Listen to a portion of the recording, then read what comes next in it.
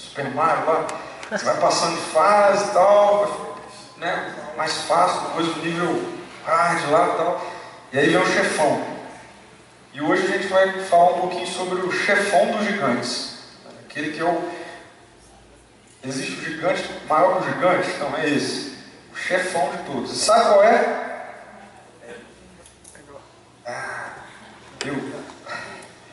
Eu sou, para a minha vida, o maior gigante a ser derrubado. O meu ego. E isso tem a ver com a sua vida também. Você, eu queria pedir isso, valeu, já tiraram o zoom aí.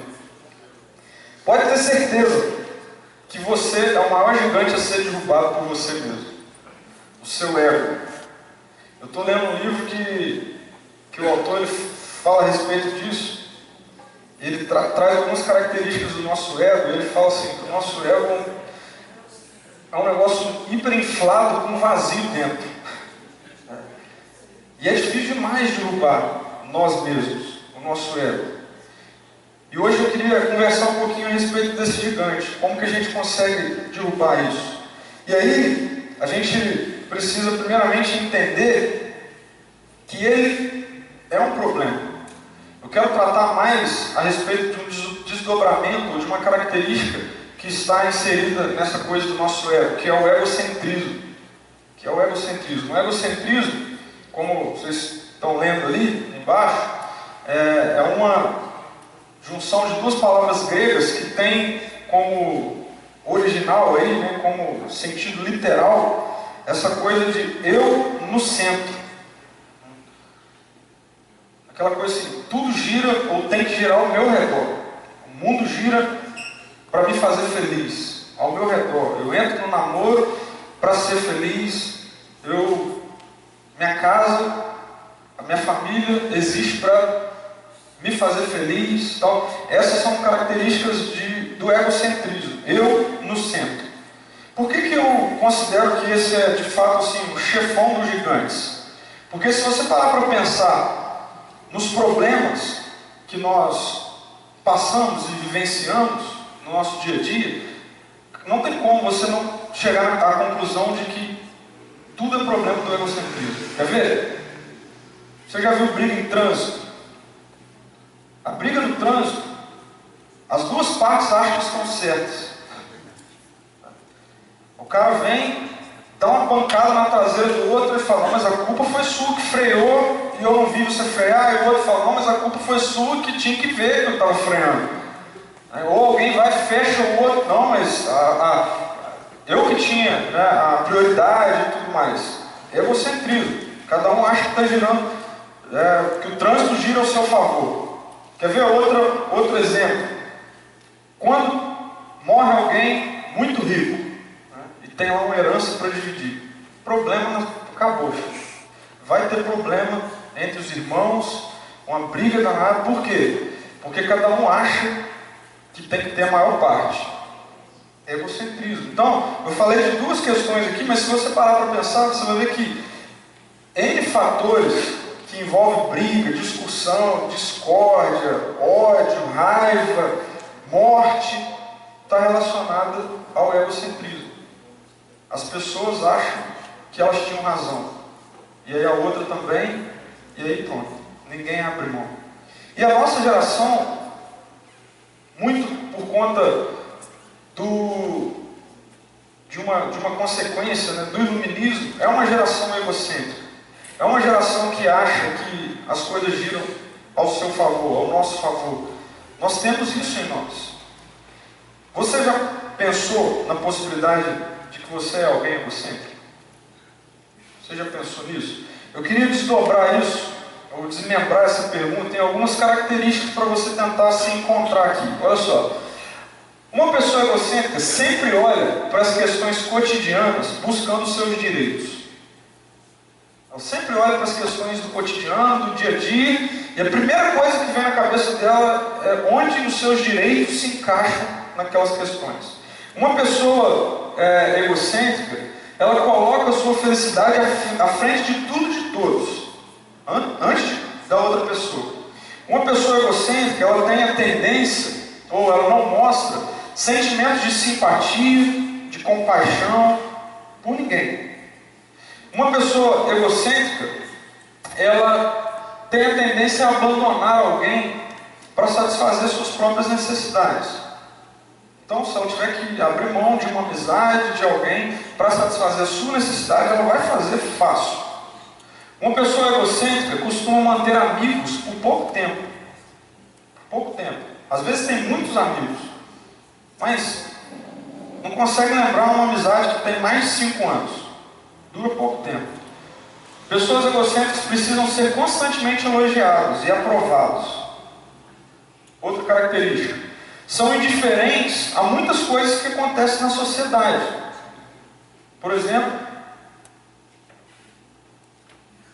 está num ponto de ônibus e tem alguém machucado, sem conseguir se levantar do lado, e entra no ônibus e vai embora.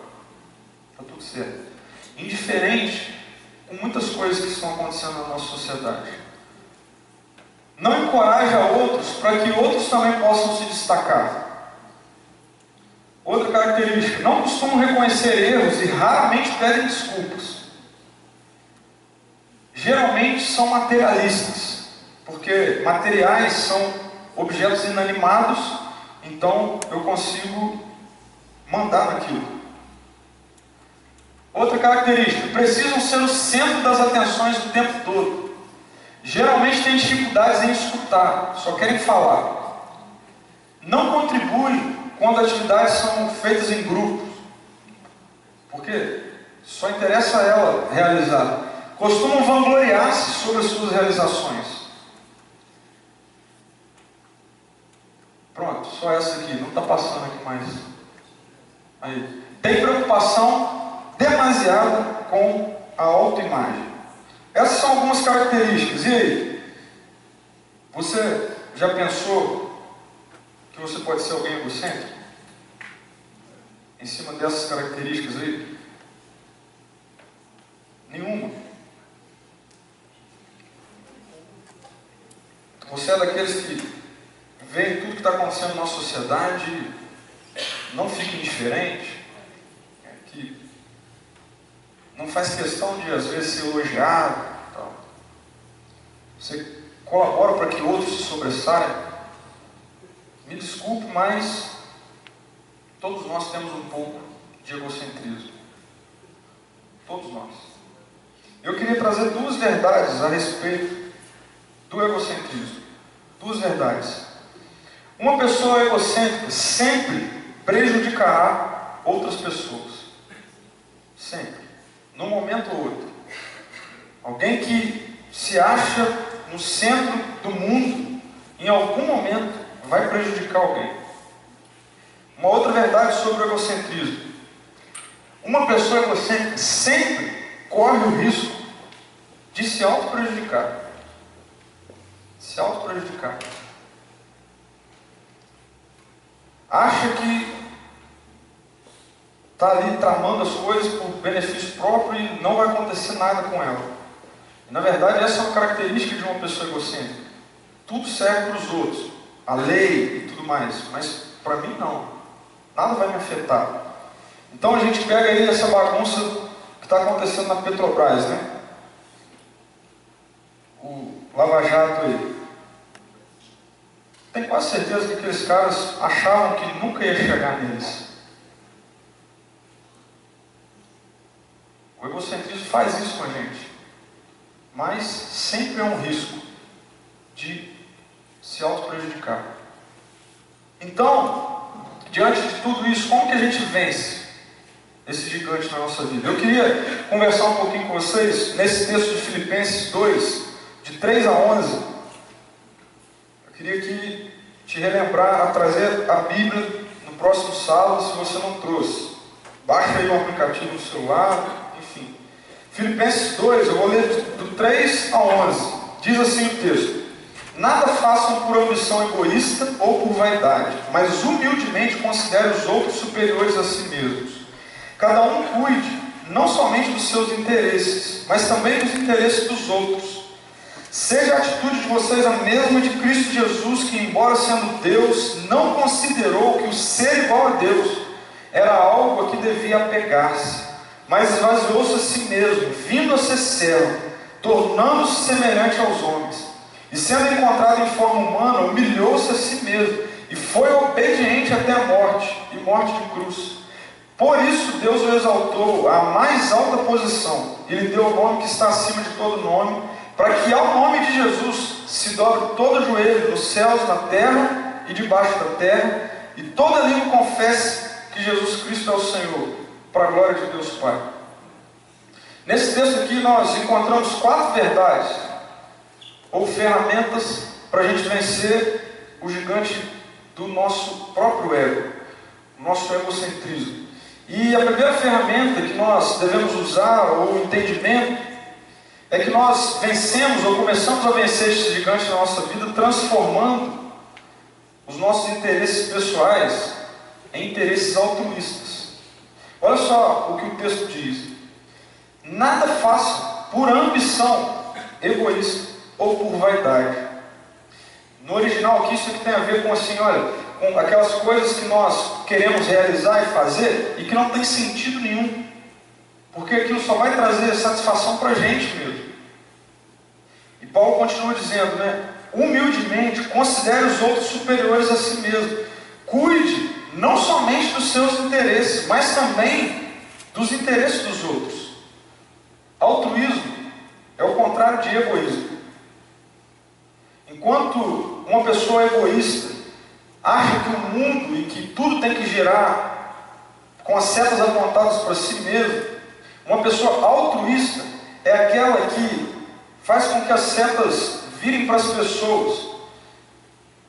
E aquilo que eu realizo traz então não apenas satisfação e coisas boas para mim, mas eu tenho também a preocupação de que pessoas vão ser beneficiadas com a minha realização. Por exemplo, tem como alguém fazer medicina de forma egoísta. E tem como alguém fazer medicina de forma altruísta. Como alguém faz medicina de forma egoísta? Pensando em quanto vai ganhar no primeiro mês depois de formado. Mas uma pessoa faz medicina de forma altruísta pensando em quantas vidas ela vai salvar depois de formado. E assim, em outras esferas aí da sua vida.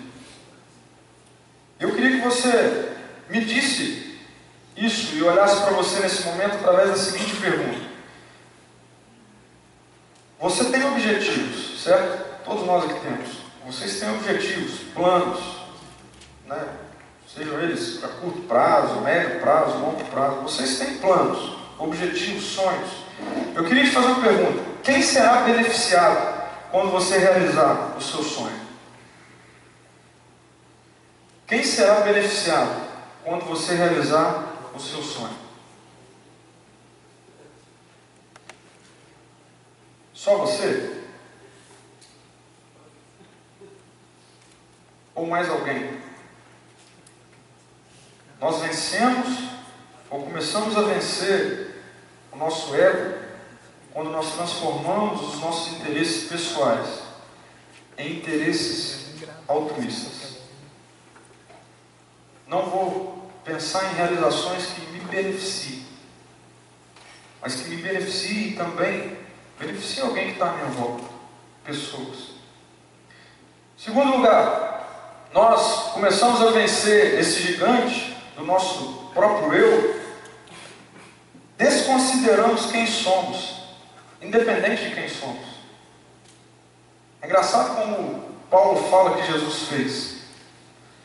Na fala de Paulo ele diz: seja a atitude de vocês a mesma de Cristo, que embora sendo Deus, não considerou que o ser igual a Deus era algo a que devia pegar-se, mas esvaziou-se a si mesmo, vindo a ser servo.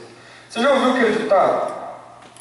Eu não sei se é um ditado, ou eu já ouvi isso algumas vezes. Quer conhecer uma pessoa, dê poder para ela. Você já ouviu isso? Você quer conhecer alguém, dê poder para ela, para esse alguém. Infelizmente, na maioria das vezes que isso acontece, nós não conhecemos a pessoa, nós conhecemos o monstro que existe dentro das pessoas. Eu conheço vários casos de pessoas que dentro do trabalho eram uma coisa e aí de repente ganhou lá uma promoção e passou a ser chefe. Cara, virou um monstro. Ou na verdade, soltou o monstro que existia dentro dela. Pode ser que daqui a pouco alguns de vocês sejam chefes. Pode ser que daqui a pouco alguns de vocês tenham um currículo que ninguém mais tem. Pode ser que daqui a pouco alguns de vocês se tornem pessoas expertas na área de vocês, que vocês estão escolhendo, ao ponto de não ter ninguém igual a vocês na área de vocês. E aí a gente precisa olhar para Jesus. Paulo diz que ele, sendo Deus, não considerou que ele era Deus, mas se esvaziou. Quer vencer o ego, o egocentrismo que existe dentro de você, dentro de mim? Desconsidere quem você é, independente de quem você é. Não considere. Isso que você conquistou, não considere. Porque quando nós consideramos o nosso currículo, a nossa formação, o nosso alto grau de conhecimento nessa ou naquela área, o número de línguas que a gente consegue falar, quando essas coisas são consideradas, sabe para que elas servem? Para inflar ainda mais o nosso ego. Para encher ainda mais o nosso ego. E a forma de nós vencermos isso é também desconsiderar um pouco quem nós somos, independente de quem nós somos. Terceiro lugar, nós vencemos esse gigante entendendo que o egocentrismo é um reflexo de desobediência. Olha só como Paulo fala da vida de Jesus. Sendo encontrado em forma humana, humilhou-se a si mesmo e foi obediente. Tem gente que lê esse texto e passa despercebido essa fala aqui de Paulo. Como assim Jesus foi obediente? Tinha como ele não ser obediente? Tinha. Se você pegar a narrativa que apresenta momentos antes de Jesus ser preso, você vai ver uma fala de Jesus que me intriga muito. Jesus ora e fala assim: Pai, se for possível, afasta de mim esse cálice. Em outras palavras, Pai, se for possível, não me deixe passar por isso que eu estou prestes a passar. Mas ele continua: mas que seja feita a sua vontade e não a minha. Tinha como Jesus ser desobediente, mas ele foi obediente. Que seja feita a sua vontade e não a minha. Nós precisamos entender, gente, que nós somos naturalmente egocêntricos. Naturalmente nós temos a tendência de primeiro olhar para os direitos antes de olhar para os deveres. Naturalmente nós temos a tendência de primeiro olhar o quanto eu vou ser beneficiado se eu fizer tal coisa, antes de o quanto as pessoas vão ser beneficiadas se eu fizer ou realizar tal coisa. Naturalmente nós somos assim. Mas viver assim, nós precisamos entender que é um ato de desobediência. Desobediência. Não pode ser assim. A partir daquilo que Jesus fez por nós, e se nós temos em Jesus a nossa figura, daquele que é o nosso exemplo, o Mestre, que nos salvou, nós precisamos entender que também há nele a figura daquele que é Senhor, e que quer que nós o imitemos. O egocentrismo é uma característica de desobediência. Se você é assim, eu admito para você que muitas vezes eu sou assim. Eu preciso nessa noite aqui dizer para mim mesmo: eu estou sendo desobediente.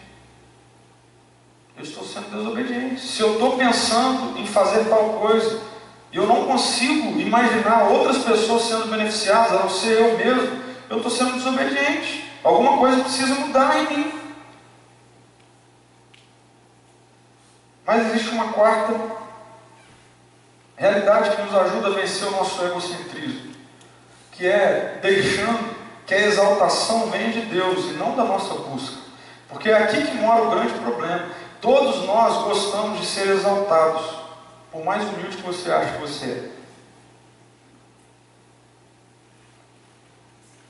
Se você gosta muito de ouvir que você é humilde, é porque você gosta de ser exaltado.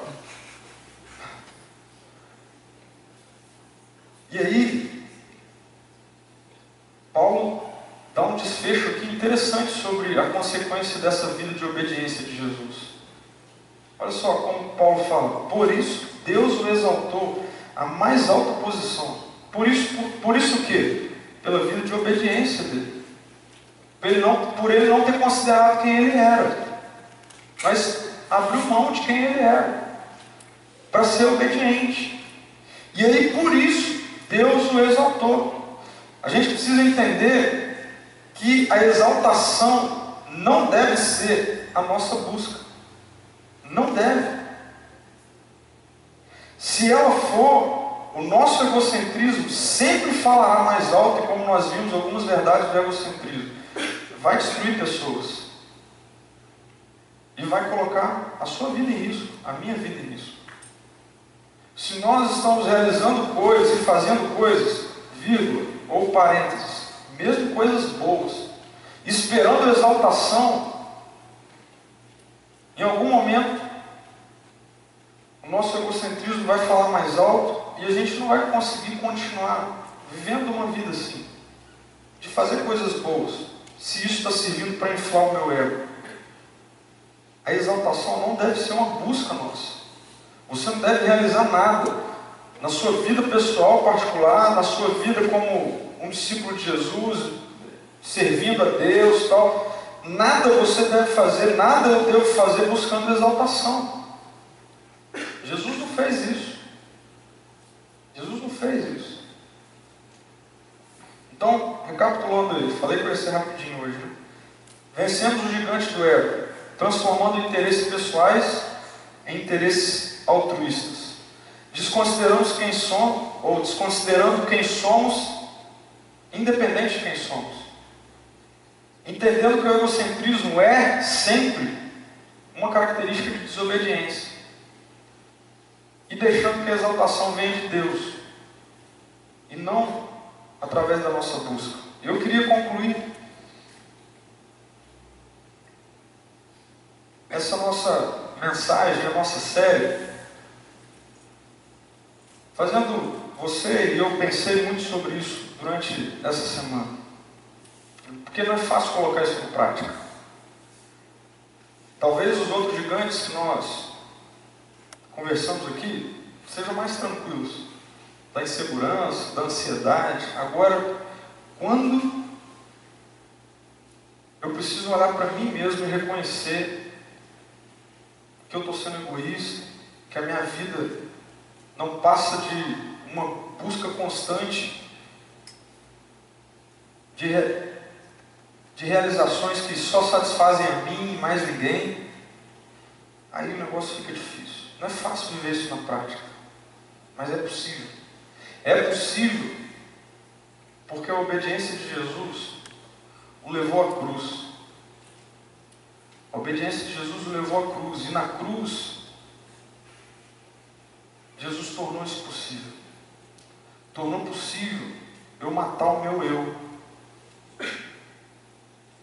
Tornou possível porque na cruz Ele levou o peso do meu egocentrismo. Naquela morte, no momento da sua morte, todas as características que fazem com que nós busquemos apenas interesses pessoais, não olhar para os outros, ser indiferente à nossa sociedade.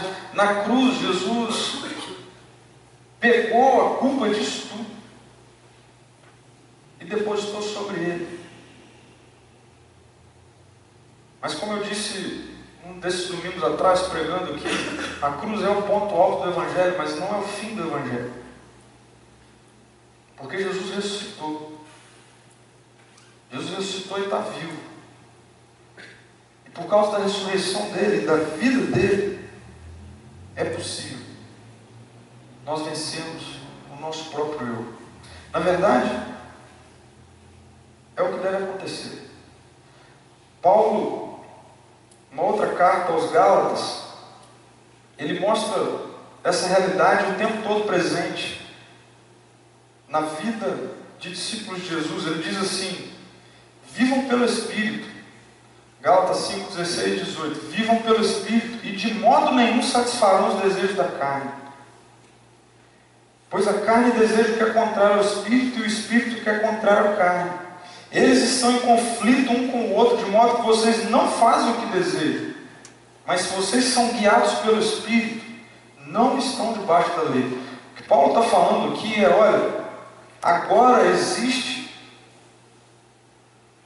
o antídoto contra nós vivermos para satisfazer a nossa carne, a nossa rebelião, a nossa rebeldia.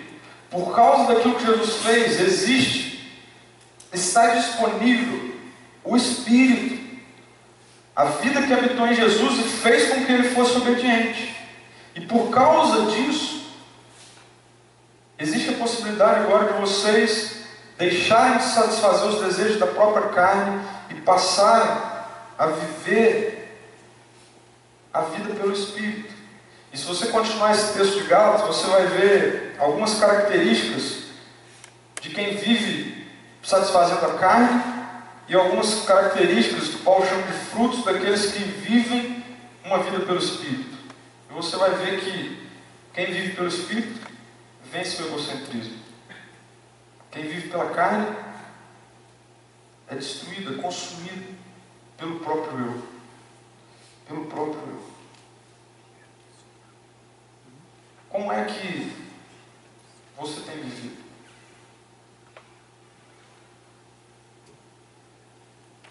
Como é que essa vida de constante guerra, batalha entre a sua carne e o Espírito está rolando dentro de você, dentro de mim? As características daquele que vive com a carne mais fortalecida é egoísmo, ira, inveja,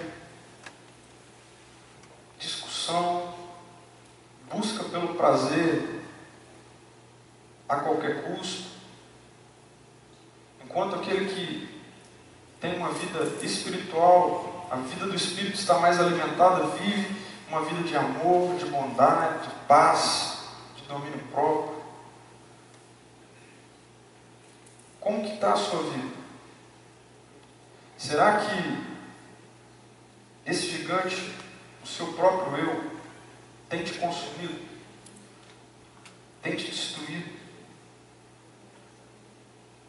Não é fácil destruí-lo, mas por causa da ressurreição de Jesus, a vida que habitou nele habita em nós. E Paulo diz para nós, através da sabedoria bíblica: vivam pelo Espírito. É a ele que vocês precisam alimentar mais.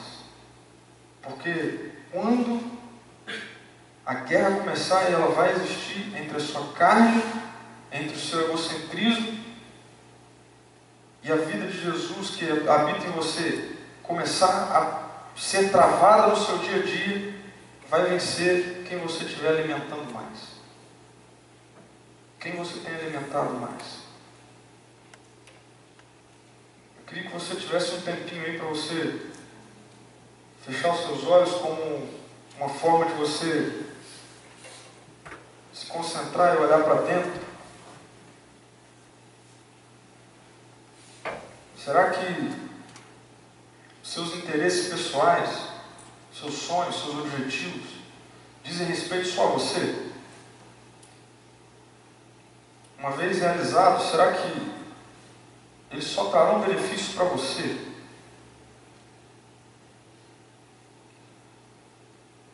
Nessa noite, nós somos convidados a olhar para a atitude de Jesus e desconsiderar quem somos, independente de quem somos. embora sendo Deus, não considerou que o ser igual a Deus era algo a que devia pegar-se, mas esvaziou-se e veio a ser servo. Nós precisamos entender que o egocentrismo é uma atitude, uma característica de desobediência, da queda. A gente precisa deixar de querer exaltação, de buscar exaltação. Jesus não fez isso. E justamente por ele não ter feito isso, Deus o exaltou à mais alta posição. Não é fácil, mas é possível. Você tem vivido. Talvez você não tenha feito ou não esteja fazendo coisas contra as pessoas, mas talvez os seus dias tenham se passado e se resumido a uma busca de satisfação por um prazer egoísta.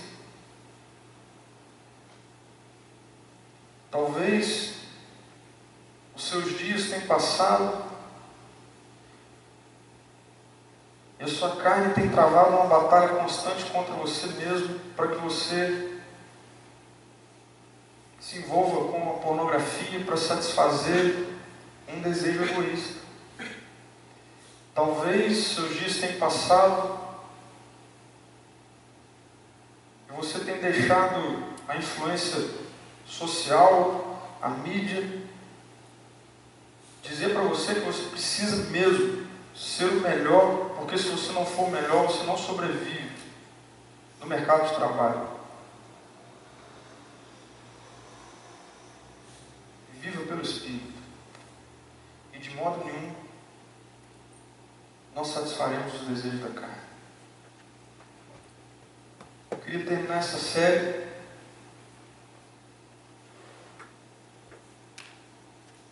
convidando você a tentar perceber qual tanque é o que está mais cheio. Aquele que satisfaz a sua carne ou aquele que vem da vida gerada pelo Espírito, da vida de Jesus. A boa notícia é que talvez, assim como o meu, muitas vezes, meu tanque da carne é o que está mais cheio. Assim como nós cantamos várias vezes, o amor faz a diferença e a graça nos alcança. E Jesus quer que nessa noite eu e você coloquemos um basta na nossa busca egocêntrica por coisas. E que a vida dele fale mais alto, dite as regras na nossa vida. Eu queria que, se isso tem a ver com a sua vida, eu queria te convidar a vir aqui à frente para a gente orar junto. Se você entende que a sua vida não tem passado de uma busca egocêntrica por realizações, mas que não é isso que Deus quer, você quer mais da vida de Jesus, a vida do Espírito em você, que é a única possibilidade de fazer com que isso seja diferente, eu queria te convidar a vir aqui para a gente orar junto. Como um marco, um memorial, que você vai se lembrar quando o seu ego quiser falar mais alto, de que habita em você o Espírito, a vida de Jesus. E quando isso acontece, as Escrituras dizem, de modo nenhum vocês satisfarão os desejos da carne. Se isso tem a ver com você, tem a ver comigo, eu queria te convidar a vir aqui para a gente orar junto. Eu queria terminar a gente cantando essa última canção que nós ensinamos. Você pode vir aqui à frente, você pode se ajoelhar, ficar à vontade, que é uma canção que mostra que tem muito mais a fazer do que simplesmente olhar para mim mesmo. E aí a gente vai orar junto e encerrar assim o nosso dia. Queria chamar o pessoal da música aqui.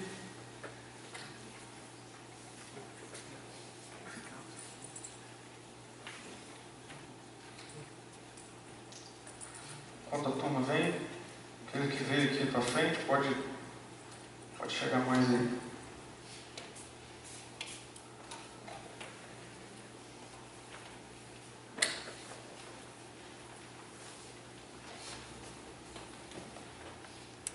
Deus, derrube os muros que existem no nosso coração, Pai. Tem muito mais para fazer. Ensina a gente a olhar além de nós mesmos, Senhor. Tem muito mais para fazer, Jesus. Precisamos gostar mais de pessoas, sem interesse. Sem interesse, Deus. Precisamos querer o bem para pessoas, independente se isso vai trazer algum benefício ou não para nós. Ensina a gente a viver assim, porque isso tem a ver com a vida de Jesus. É totalmente contra a nossa natureza, Deus. É totalmente contra a nossa cultura, Deus.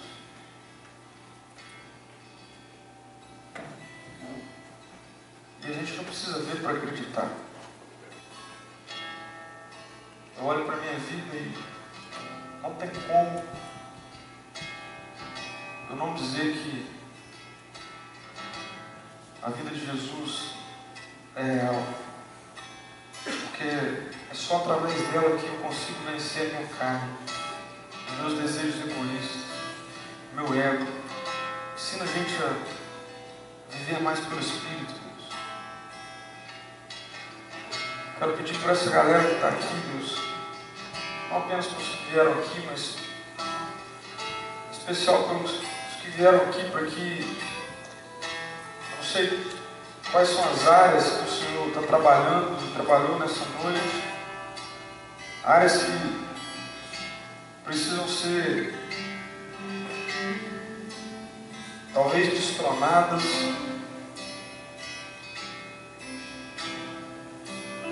ter o ego esvaziado, mas que o Senhor faça isso através do poder que há no Teu Espírito, através do poder que há no nome de Jesus. Tire do trono da nossa vida nós mesmos e que Jesus reine, Deus, acima do nosso egoísmo. Em nome de Jesus, Senhor, para a glória de Jesus, Deus. Ensina a gente a vencer esse gigante que é tão perigoso, que somos nós mesmos, nossa natureza, nosso egoísmo. Inverta, Deus, as setas que estão só apontadas para a gente, faça com que elas apontem para pessoas.